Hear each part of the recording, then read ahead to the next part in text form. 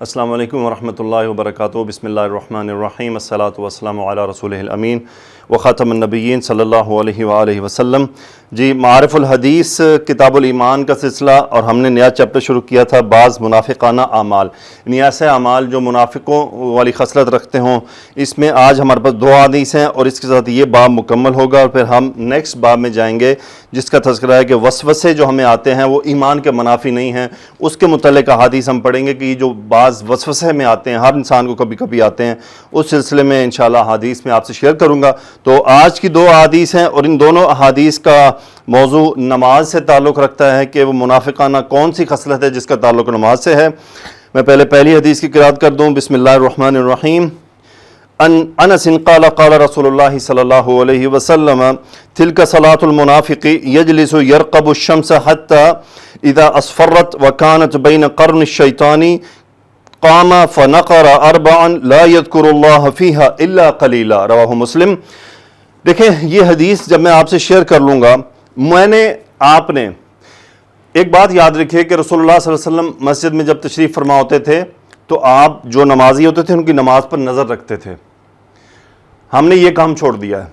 پہلے تو ہم اپنی نمازیں درست کریں، پھر ہم نماز پر نظر رکھا کریں اپنے دوستوں کی، اپنے گھر والوں کی، کہ تاکہ ان کی تصحیح کی جا سکے. میں آپ کو ایک ایگزامپل دیتا ہوں. میرا ایک دوست ہے، وہ نماز پڑھ رہا تھا. اس میں نے آبزرو کیا کہ وہ رکوع اور سجود میں جو وقفہ ہے، مطلب رکوع میں گیا ہے اور اس سے جب اس نے کھڑے ہونا ہے، قیام کرنا ہے، تو وہ پوری طرح نہیں کھڑا ہو رہا تھا، بلکہ ابھی مکمل ہونے سے پہلے ہی وہ سجدے میں چلا جاتا تھا. اور سجدے میں جا کر پہلا سجدہ مکمل کر کے جو جلسہ کرنا ہوتا ہے، جسے ہم بیچ میں وقفہ ہوتا ہے، اس جلسے میں وہ بیٹھتا ہی نہیں تھا کہ دوسرے سجدے میں چلا جاتا تھا. اور یہ اس کو کہا جاتا ہے کہ یہ اصل چوری تو یہ ہے نماز میں جو کی جاتی ہے. تو میں نے آبزرو کیا، لیکن میں نے اسے بتایا نہیں. میں نے دوبارہ جب موقع ملا تو اس کی ویڈیو بنائی. میں نے اس کی ویڈیو بنائی نماز پڑھتے ہوئے، اور وہ ویڈیو اس کو واٹس اپ کر دی. اور وہ واٹس اپ میں آپ کو پتہ ہے ایڈٹ وہ ہو جاتی ہے، مارکنگ ہو جاتی ہے. میں نے مارک کر دیا اور اس کو بھیجی کہ بھائی آپ یہاں پر غلطی کر رہے ہیں. تو ریلی ہی وہ بہت خوش تھا کہ یار آپ نے بڑے اچھے طریقے سے مجھے گائیڈ کر دیا کہ مجھے میری ویڈیو بنا کے بھیج دی کہ میں کہاں غلطی کر رہا ہوں. تو دیکھیں، ہمیں ایک دوسرے کی ہم دوست بہن بھائی ایک دوسرے کے شیشے ہوتے ہیں. رہنمائی کرنی چاہیے جہاں پر کرنے کی ضرورت ہو، لیکن کسی طریقے سے. اس کے بعد ان دونوں حدیث میں ہم نے یہ ضرور دیکھنا ہے کہ کیا ہم تو نہیں ان میں سے. بس ہمارا یہی مقصد ہے حدیث سیکھنے، سمجھنے، پڑھنے کا. میں پہلے حدیث لکھتا ہوں. قال رسول اللہ صلی اللہ علیہ وسلم. تل کا استعمال ہوتا ہے واحد مؤنث کے اشارے کے لیے، جیسے حاضی ہی قریب کا، تل کا دور کا. تو ایک دور کا اشارہ کر کے بات کو واضح کیا گیا ہے. تل کا مبتدا، صلاۃ المنافقی اس کی خبر، کہ وہ، اور یہ مرکب اضافی ہو گیا. تل کا صلاۃ المنافقی، وہ منافق کی نماز ہے. ایک نماز غائبانہ، ایک نماز کی بات کی جا رہی ہے. تل کا صلاۃ المنافقی. نہیں جی، میں نے حدیث پوری لکھ دی ہے. تل کا صلاۃ المنافقی، وہ منافق کی نماز ہے. یہ منافق کی خصوصیت آ رہی کہ کیسا؟ یجلسو، وہ بیٹھا رہتا ہے. یرقبو، یرقبو، یرقبو سے مراد فعل مضارع واحد مذکر غائب کا صیغہ ہے کہ یرقبو، دیکھتا رہتا ہے سورج کو. یہ ہوتا ہے کسی چیز کی طاق میں رہنا، یعنی اس کو دیکھتے رہنا، اس کے پیچھے جانا کہہ رہے ہیں، جس طرح وہ پیچھا کرتے ہیں نا. یجلسو یرقبو، بیٹھا رہتا ہے. یرقبو، تاکتا رہتا ہے. الشمسا، یہ مفعول ہے، سورج کو. حتیٰ، یہاں تک کہ اذا اسفرت، اسفرہ سے مراد کیا ہے؟ اسفرہ سے مراد ہے زرد ہو جانا. یہ رنگوں کے لیے تھا. احمرہ، لال ہو جانا. ابیضہ، سفید ہو جانا.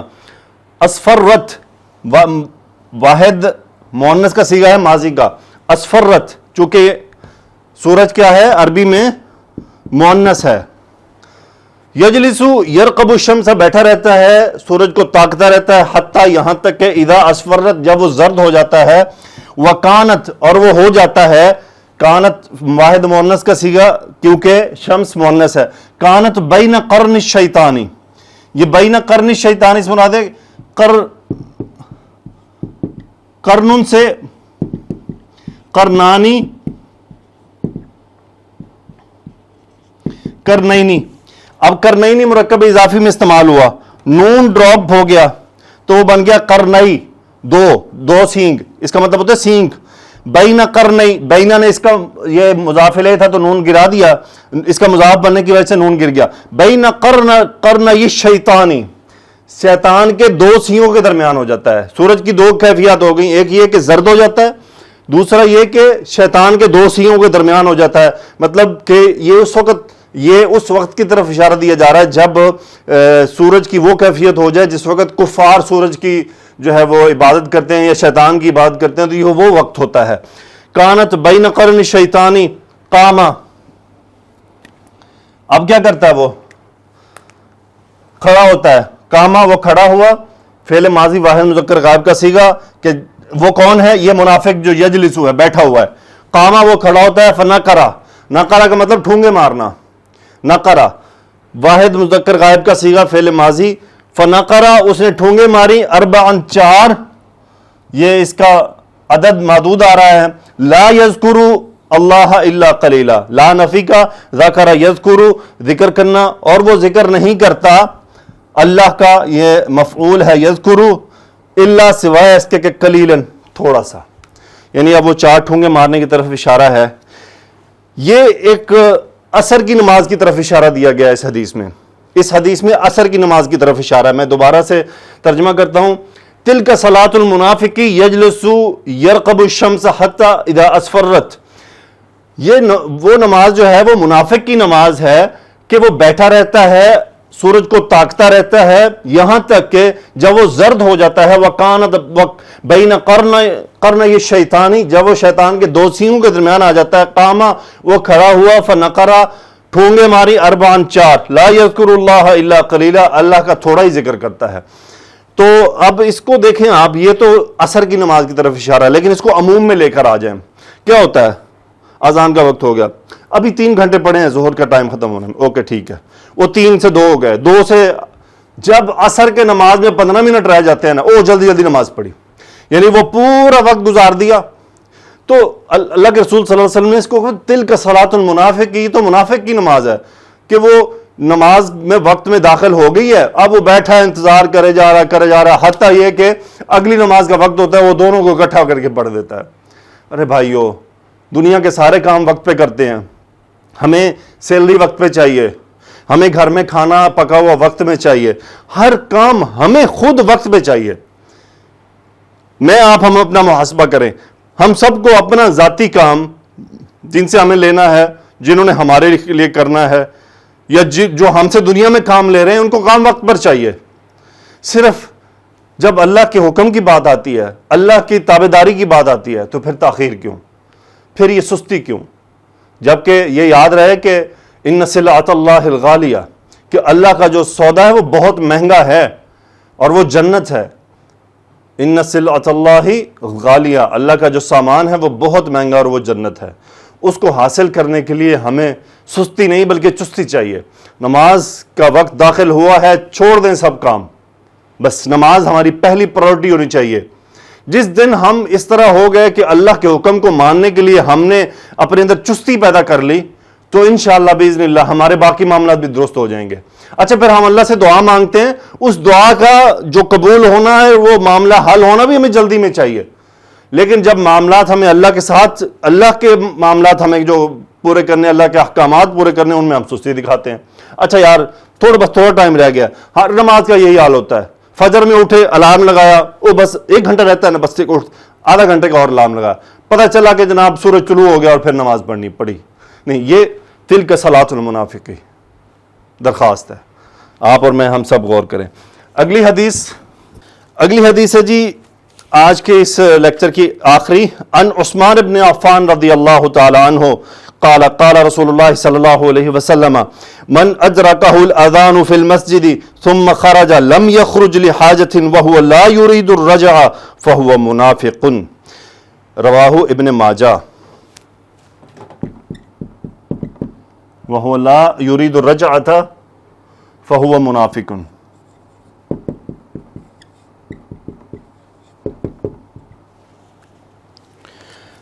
جی حدیث ہے, من ادرکہ الاذان, من جسے ادرکا فعل ماضی واحد مذکر غائب کا صیغہ، ادرکا اس نے پا لیا، اذانو یہ اس کا فاعل ہے، ادرک الاذانو اذان نے پا لیا، ہو مفعول اسے، اب یہ ہو کون ہے؟ یہ وہ من ہے، من ادرکہ الاذانو،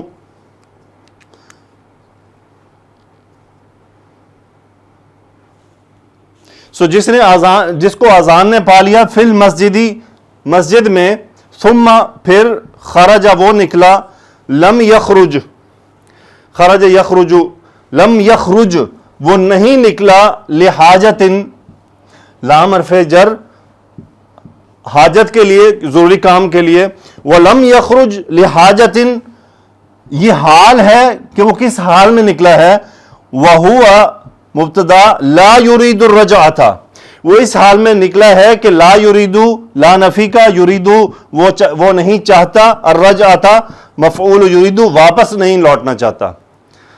پھر من ادرکہ الاذان فی المسجد، جو سمجھ لیں جس نے مسجد میں اذان، جو شخص مسجد میں اور اذان ہو جائے، یہ ادرک الاذان کے اذان نے پا لینا سے مراد یہ ہے کہ وہ آدمی مسجد میں بیٹھا تھا اور اذان ہو گئی۔ من ادرکہ الاذان فی المسجد ثم خرج پھر وہ نکلا، لم یخرج وہ نہیں نکلا، لحاجت سوائے اس حال کے کہ وہو لا یرید الرجعۃ کہ وہ اپنی کسی کام سے نکلا اور یہ ارادہ کر کے نکلا کہ وہ واپس نہیں آئے گا نماز پڑھنے، فہو منافق، ہوا مبتدا منافق خبر، وہ منافق ہے۔ ایسا آدمی جو مسجد میں بیٹھا ہو اور اذان ہو جائے اور وہ کسی کام سے مسجد سے باہر جائے اور اس کا یہ ارادہ ہو کہ بس وہ واپس نہیں آئے گا، تو وہ منافق ہے۔ اللہ تعالیٰ سے دعا ہے کہ اللہ سبحانہ و تعالیٰ ہمیں یہ احادیث سمجھنے کی توفیق عطا فرمائے۔